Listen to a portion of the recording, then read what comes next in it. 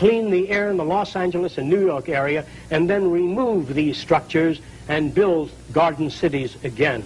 Let's not wait for nature to do it. We loused it up. We're going to have to clean it up like the war program. You know, people, before I show this last one, people, just so you know that a lot of this is wondrous to you, and it is to me, of course, but Dr. Fresco is a respected social engineer, industrial designer and inventor, PhD in human factors engineering, and has worked on many things from anti-icing systems to prefabricated aluminum houses, designed systems for noiseless and pollution-free aircraft, wrote the book Looking Forward.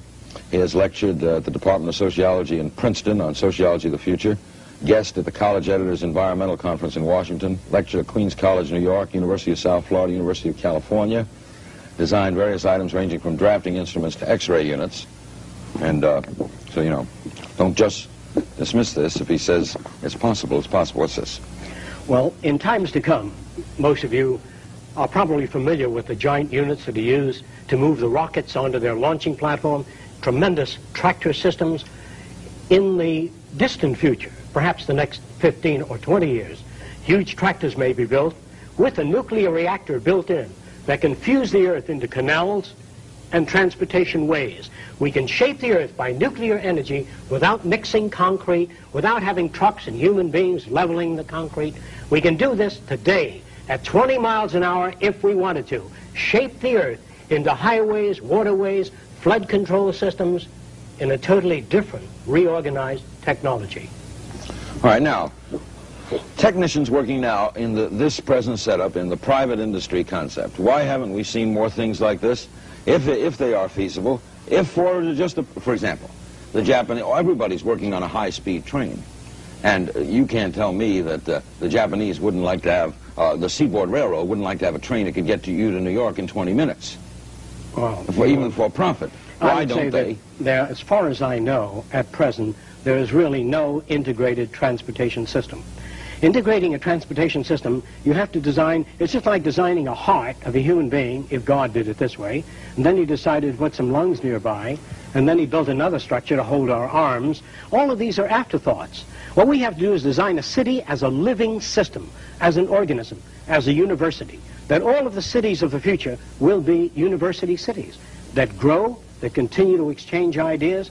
The city will have a built-in transportation system, so there are no accidents and no unthought out areas of technology.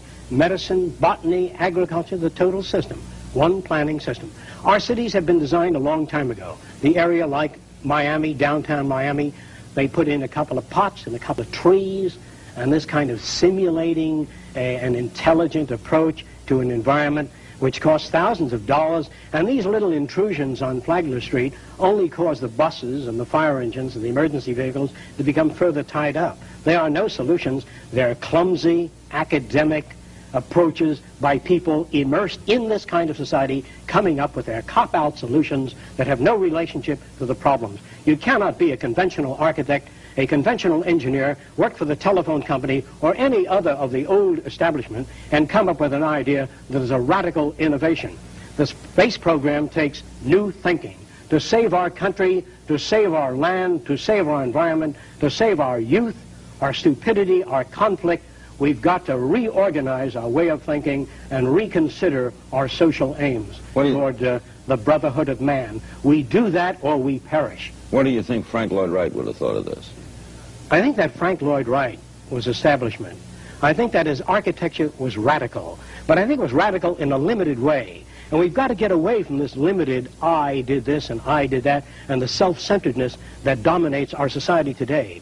It must be a privilege to serve members of society. Not that we want rewards or medals or honor for what we do, because it is just an honor to do it. And if you cannot work for that, then you miss the boat. You don't understand the teachings of the wisest men that ever lived. In your society, there are no mayors of cities? There are no mayors, there are no politicians, and you don't have to fill out any forms to go to the art center or music center, and you go to a university whether you can afford it or not. If you want a suit of clothes, how do you get it? Well, most suits of clothing are designed by anatomists and physiologists to be comfortable. Most of your shoes will breathe as you walk. They will be very different than the shoes that dominate your society today. Most of your clothing will be organically designed, in that as you move your arms, it'll aerate and breathe, and most of your clothing will be washed by ultrasonics. No detergents, no washing machines, no centrifugal separators. We can knock all of the fluid off clothing today by vibration. We can knock fluids off clothing. In other words, if you could move a piece of fabric from position A to position B rapidly enough, the fluid will remain behind. Ultrasonically vibrating the fabric can remove the fluids, and you need not contaminate your waters. You don't have to use any of the systems today. Let me briefly say this. You have a bumper in front of your car, behind your car. But your society, your car's hit on the side also. You have safety belts and harnesses in your car. But that assumes that you're going to be hit by the rear or in front. If you're hit on the side, you go right through the side of the windshield. What good are these approaches? They are designed by men that are cerebral insufficients. You've got to design a society with a bumper all around the car, phase out human drivers, put electronic guidance systems in cars, or eliminate the automobile and design a holistic transportation system. We must put our mind to this as we do to put a man on the moon. We must put our mind to the social problem. We wish to get away from politics. We wish to get away from the old world method of solving problems. If you can barely understand what it is I'm trying to say in this short period of time, please investigate socio-cybernetics. Are you saying that General Motors could build a safe car today, totally safe car, with the knowledge at hand? Yes, if they're given that assignment. They're not given that assignment. Well, because they're working on their own initiative to make more money.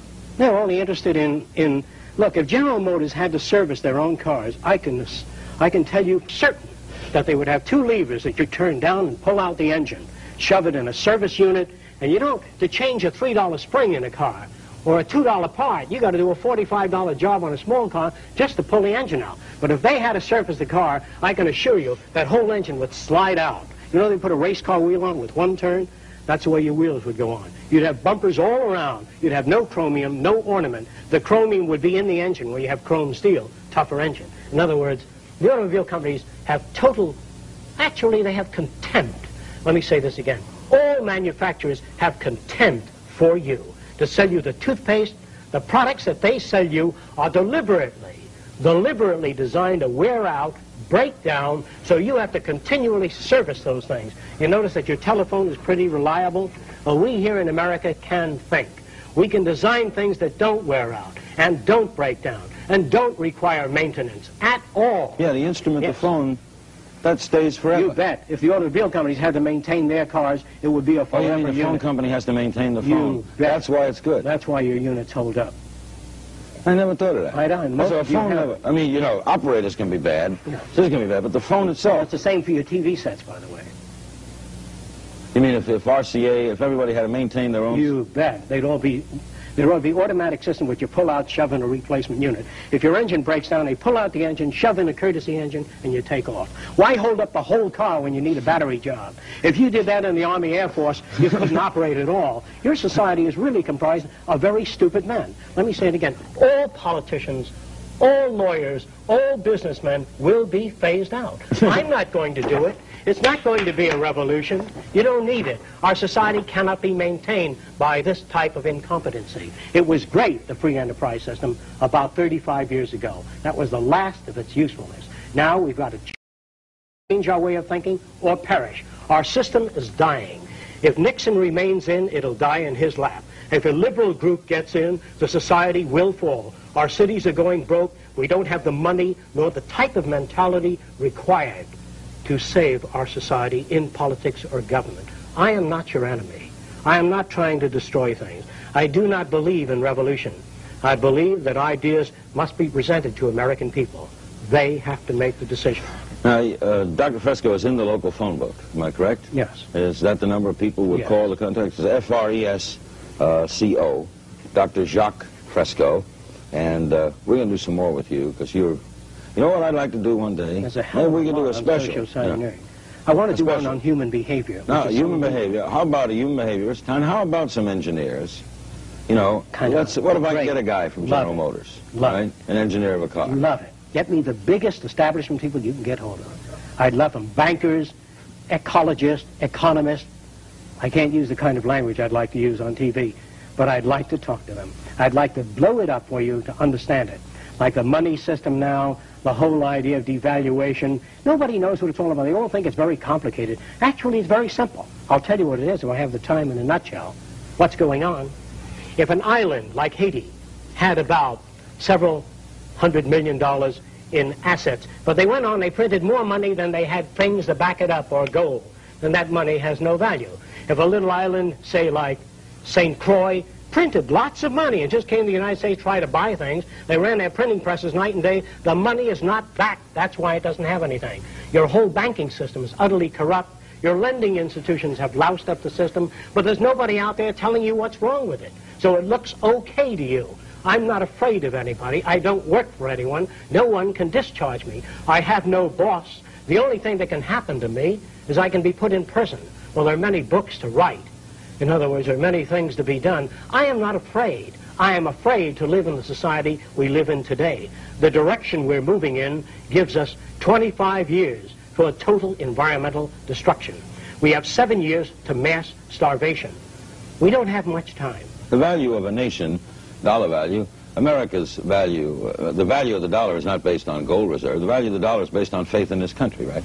And its output, isn't it? That's the truth. You can't build a nation on faith. It has to be backed up by resources. Well, but if the French respect the dollar, it's backed by respect for American resources. Respect, it only means that it serves France in some useful way. A nation's interest in any other nation is always self-interest. When we send representatives to any other country, our self-interest is first. Whatever happens to that nation is secondary. We have nothing but utter materialism which dominates our society today. You're talking about all countries? Yes, all countries. The science is socio-cyberneering.